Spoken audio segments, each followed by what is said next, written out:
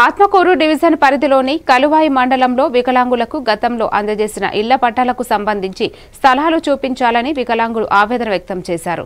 Atmakur RDO కార్యాలయంకి వచ్చిన కలువాయి మండలానికి చెందిన పలువురు వికలాంగులు ఆందోళన చేపట్టారు. తమకు కేటాయించిన స్థలాలను తమకు అప్పగించాలని వారు నినాదాలు చేశారు. ఈ సందర్భంగా ఆర్డీఓ బి పావని వినతి పత్రం అందజేశారు. దీనిపై స్పందించిన ఆర్డీఓ తానే స్వయంగా కలువాయికి వచ్చి వారి సమస్యను పరిష్కరిస్తానని హామీ ఇచ్చారు.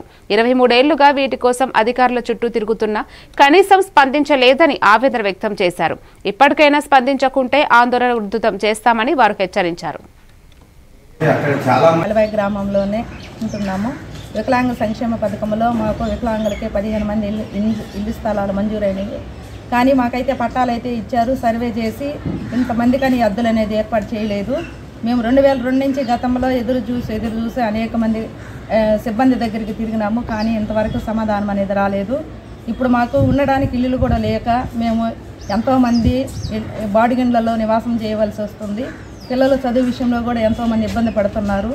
కాబట్టి దీనివలన ఆర్డీఓ ఆఫీస్కు మేము దయచేసి వచ్చినాము. మేడం గారు 2002లో కొంతమంది వికలాంగులకు నెల్లూరు జిల్లా కలువాయి మండలంలో ఒక 15 మందికి జన్మభూమి సమావేశంలో ఇంటి పట్టాలను మంజూరు చేయడం జరిగింది. కానీ అప్పటి నుంచి ఇంతవరకు కూడా అధికారులు పట్టాలు ఇచ్చినారే కానీ ఎలాంటి హద్దులు కానీ స్థలాలు కానీ వికలాంగులకు చూపించలేదు.